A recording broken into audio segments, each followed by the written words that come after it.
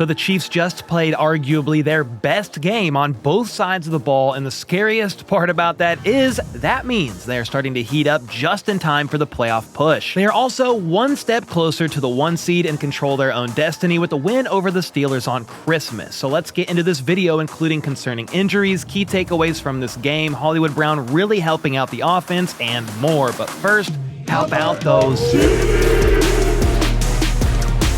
Alright, let's just jump straight into this game. The Chiefs won the toss and deferred, meaning they'd start with the football in the second half, but their offense basically got to take the field very quickly into this game because on the 5th play of Houston's opening drive, Stroud and company were facing 3rd and 12, and CJ overthrew Nico Collins, and the rookie, Jaden Hicks, got his 2nd pick in back-to-back games, his 3rd of the season. And on the Chiefs' opening drive, the question was, how would Mahomes look out there on his ankle? Well, he ran for 12 yards on 3rd and 13 with the offense staying out there on 4th and 1, and who else but Hollywood Brown caught a shallow crosser for 12 yards to move the chains. That's right, Hollywood Brown was just activated to the roster from IR yesterday and had a bigger impact than really anybody expected in his first game back. Hollywood said after the game that he knew Houston's defense wouldn't be able to keep up with him at times in this one because they play so much man coverage. That is exactly why I said the return of Hollywood Brown for this game in particular was such a big deal. Well, he certainly looked awesome in his regular season debut, with the crowd giving him a big applause upon his return and his first catch.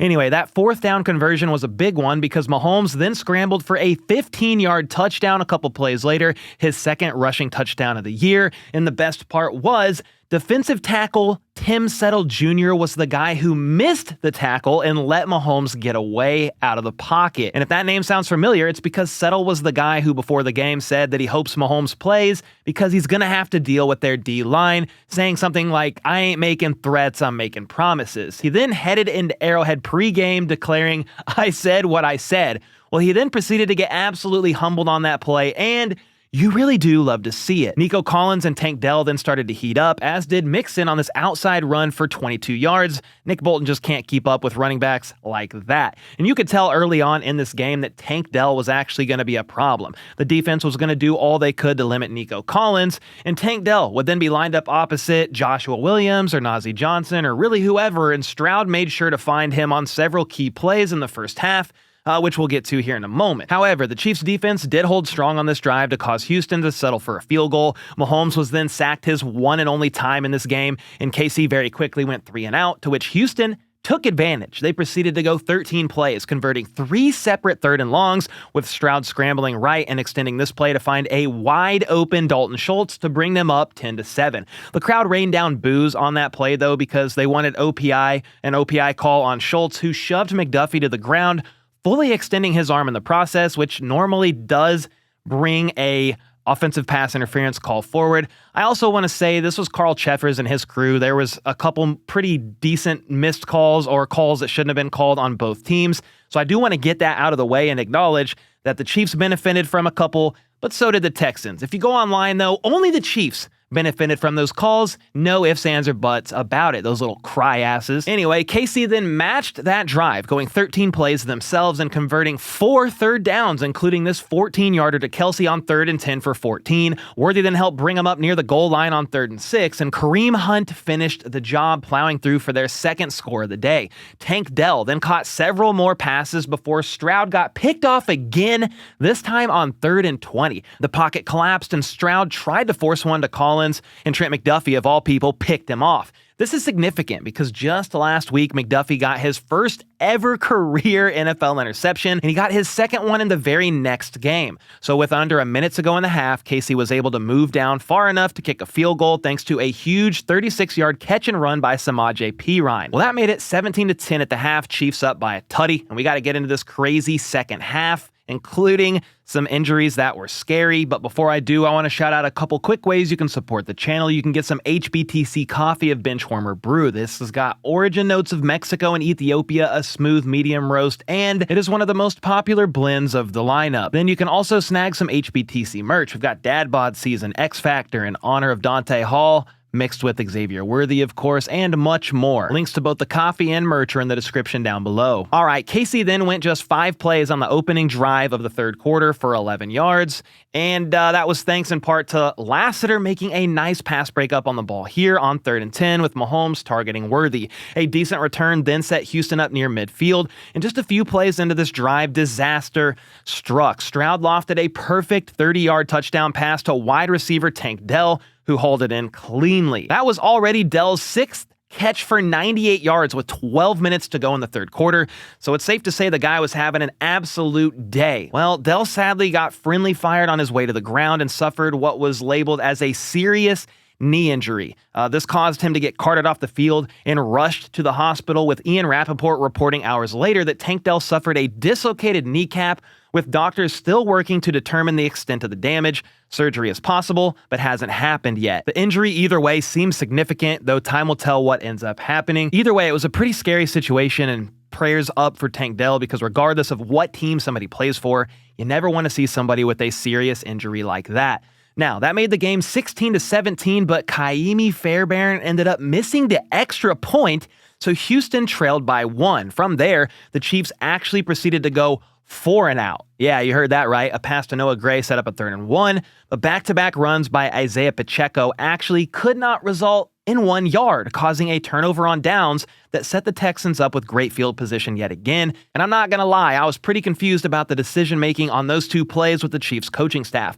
Not necessarily the play calls. I'm fine with 2 runs back-to-back, but the decision to not use Kareem Hunt, who has proven without a shadow of a doubt that his vision is fantastic and honestly much better than Pacheco's, was something that baffled me. Why not have Kareem Hunt in there on either of those plays? He rarely runs for explosive plays, yet can almost always make a man miss to pick up that yard or 2 that's needed. Dalton Schultz, though, couldn't haul in this 3rd and 9 catch, which was a nice pass from Stroud, to be honest. He just couldn't haul it in, yet thankfully that gave the ball right back to Kansas City.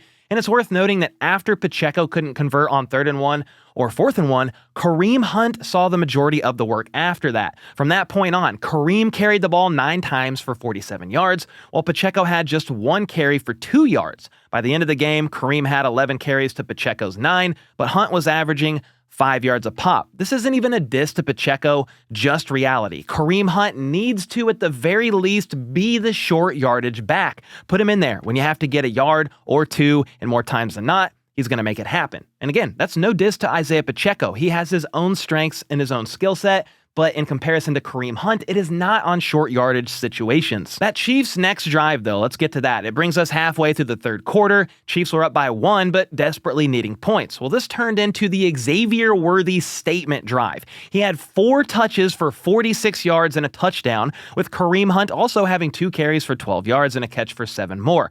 Worthy has been heating up, with this now being his 6th game in a row of at least 4 catches for over 40 yards. He's clearly becoming more comfortable in this offense, building that rapport with Mahomes, better reading coverage on the fly, and honestly, the return of Hollywood Brown further helped Worthy out even more. After this drive by KC, though, it's worth noting that right tackle Jawan Taylor was surprisingly listed as questionable to return with a knee injury, and Wanye Morris ended up finishing out the game as the right tackle. He played pretty decent, all things considered, but man, I hope Jawan Taylor is all right, because DJ Humphries is looking to come back here sooner rather than later, maybe for Christmas, and I was really hoping to see Jawan Taylor on the right side, Trey Smith, Creed Humphrey, Joe Tooney back at the left guard spot, and DJ Humphries. Andy Reid said after the game that Taylor had a knee strain. That's what he called it, but hopefully they just held him out as a precaution. Taylor has been on the injury report for weeks now with his knee listed, and in a perfect world, it's just a minor aggravation of that same knee.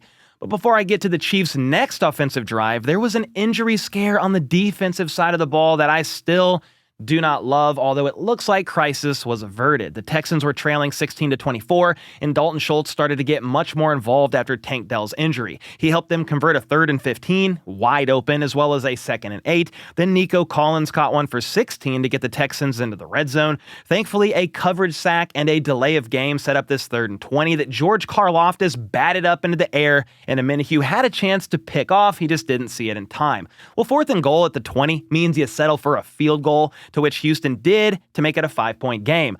On that 3rd down play, though, Chris Jones hit CJ Stroud as he threw, was slow to get up, and grabbed at his calf with the Chiefs medical staff coming out there and taking a look. Thankfully, Jones was able to walk off on his own power, but with 12 minutes to go in the fourth quarter, he never returned to the game. Andy Reid said after the game that Chris Jones has a calf strain, and it is not an argument here. By far, Chris Jones is the most important player on the defense, and they do not function the same without him. Of course, this means Christmas against the Steelers is up in the air as far as whether or not he will play because it's only 4 days away, but it looks like we did get some news on his MRI that I'll share here in a moment. But again, it looks like crisis or anything major was averted. After that Houston field goal, though, KC then matched them as far as plays on a drive. They went 14 plays of their own and took nearly 6.5 minutes off the clock. D-Hop had a great spin move on 3rd and 8 to move the chains. Kareem Hunt converted a short 3rd and 2, and D-Hop had another incredible grab up the left side for 15 yards, toe tapping and staying in bounds. I feel like all this guy does is catch the freaking football. KC got all the way up to the 9-yard line, and while Mahomes targeted Kelsey on this 3rd down, I think Xavier Worthy prevented an interception in the end zone when he himself tried to make the grab. Either way, it ended up incomplete, and a 27-yard chip shot by Butker once again made things an 8-point game. CJ Stroud and company then desperately needed points as they were down 8 with 4.5 minutes to go, but Steve Spagnuolo had other plans. On 3rd and 11, the lunatic, he sent Joshua Williams on a corner blitz, and Stroud was not ready for it, getting sacked for a 12-yard loss that forced them to punt the ball because it's 4th and 23 on your own 13. You have no other choice. Well, all KC needed to do was convert this 3rd and 4, and they could basically ice the game. And that is exactly what happened when Mahomes hit Samaje Perine for a 16-yard catch and run. One more first down by Kareem Hunt thanks to an awesome block on the line, and Juju Smith-Schuster helped him go 20 yards. He slid in bounds, and that was all she wrote. Chiefs win 27-19, moving on to 14-1 and winning their 16th one-score game in a row. On top of that, they have now went undefeated at home for the first time since 2003. Absolutely incredible stuff. They've also gone 5 straight games with no turnovers, which is honestly playing a big role in their success. Then the defense has now had 7 takeaways in the last 2 games, 8 takeaways if you include special teams. They had 1 on special teams against the Browns, and that only further helps. KC also went 3 for 4 in the red zone to help them have a great day against a solid Texans defense. The Tank Dell injury definitely affected their offensive output because before that, the secondary was clearly struggling. It took the D-line quite a bit of time as well to get home to Stroud, but eventually did when it mattered most on that Joshua Williams sack on 3rd down. Now, the eventual elevation of cornerback Steven Nelson from the practice squad to play in a game should help the cornerback room out here soon, maybe on Christmas, but credit where credit is due. They made it happen at times when it mattered, and they helped this team get the W. Then the offensive line held up against one of the best D-lines in football. Mahomes was only sacked once early on in this game, and Joe Thuney looks like the answer out there at the left tackle spot for now until Humphries can return. And if he even struggles in his return, Thuney can do it. It's clear. Wanye also filled in nicely for Jawan Taylor when he had to step in. But unfortunately, I do have some tough injury news for KC. Linebacker Jack Cochran, primarily one of their core special teamers, ended up fracturing his ankle, so he's out for the season. But we did get some news regarding Chris Jones. His MRI ended up being negative per Jay Glazier on Fox, which means no tear was picked up, and the calf injury should indeed be minor. I don't know that he plays on Christmas again because it's only 4 days away, but we shall see. Either way, it looks like any major injury of the star of the Chiefs defense was thankfully avoided. Ultimately, the Chiefs defense, even on the last drive without Chris Jones, did enough when it mattered, holding Houston to just 1 for 3 in the red zone, which ultimately was the biggest factor because the Chiefs offense went 3 for 4 in the red zone. Stroud threw 2 picks, which were pretty costly, but still managed 244 yards and 2 touchdowns. Meanwhile, Mahomes threw for 260 yards, 1 touchdown, no interceptions, and that rushing touchdown early in the game. Worthy had a career day, catching 7 passes for 65 yards, with Samaje Perine being second in receiving yards, racking up 50 on just 3 catches. Then Hollywood Brown was actually second on the team in targets with 8 in his first game back, catching 5 of those for 45 yards. He actually told Andy Reid he wanted in more than they let him in, so he was chomping at the bit to get in there, but man, he was impactful. 2 of his 5 catches were on 3rd and 7 that went for 20, as well as that 4th and 1 that went for 12. Hollywood's presence in the offense clearly helped, as you can see here. Next Gen Stats reported that Mahomes finished the night 17 of 19 for 155 yards and a touchdown on passes under 2.5 seconds. He averaged his fastest time to throw, 2.50 seconds, in a game since week 4. Well, that's significant because one way to negate an elite pass rush is to be able to get the ball out quickly, but that's not always something you can do if your pass catchers cannot get open. Well, Hollywood clearly put a strain on the defense, which also helped others in the pass game. I tweeted out earlier that Hollywood in the offense opens up something they've been missing since Rice went down, and honestly, it was pretty freaking evident. That was an elite defense, yet if KC wanted to, they could have put up 30 or more on that final drive. Mahomes continues to be fantastic as well. Credit to him, especially on third down. He has a QBR of 89 on the season, which is second in the league, and over the last 7 years, he's never fallen outside of the top 3. So when it matters most, of course, Mahomes is him. Then in the last 8 games, Mahomes has thrown 15 touchdowns to just 2 interceptions. The second half of the season has been great for him. No interceptions in the last 5 games, and in this one, he threw 0 interceptions when up against a defense that's second best in the NFL in takeaways and also second best in the NFL in interceptions. So this is going to be a damn tough team to beat in the playoffs if the Chiefs can keep this progress up. In fact, Hayden Winks of Underdog echoed this, saying, "Hollywood moves the needle. Worthy is improving. Tooney can play left tackle. First round bye incoming, therefore Chiefs equal Super Bowl favorites." Well, the Chiefs just need to win on Christmas and it's a wrap. The 1 seed is theirs, no pun intended on Christmas and wrap. I really doubt the Bills lose to the Patriots tomorrow. I mean, I'm going to be rooting for them to win. So if that happens, the Chiefs can actually lock up the 1 seed tomorrow. But if they don't, meaning if the Patriots don't win, all the Chiefs got to do, you get it done on Christmas and the 1 seed is yours. You can rest your starters week 18 against the Broncos. You get the first round bye and everybody hits the playoffs healthy, which is obviously the best case scenario. And they're playing a Steelers team, by the way, that put up 13 against the Eagles 2 weeks ago and just 17 against the Ravens, and they're lost to them earlier today. But with all that being said, let me know your thoughts on this game and how you feel things went. Do you think this was KC's best game on both sides of the ball? How do you feel like Hollywood helped things out? I'm just so excited for this Chiefs team, man. They are getting hot at the right time. Key pieces are returning, and as long as Chris Jones's tweak isn't too bad, Jawan Taylor the same, and then DJ Humphries can get back out there, I feel pretty freaking good about them, all things considered. And again, if they have to, Joe Tooney can kick out to the left side. It is evident this was a great win against a up and down Texans team, but their defense was absolutely lights out all season long, and I am very impressed and happy with this Chiefs win. But let me know your thoughts on all that in the comments down below, and until next time, let's go. Let's freaking go. How about those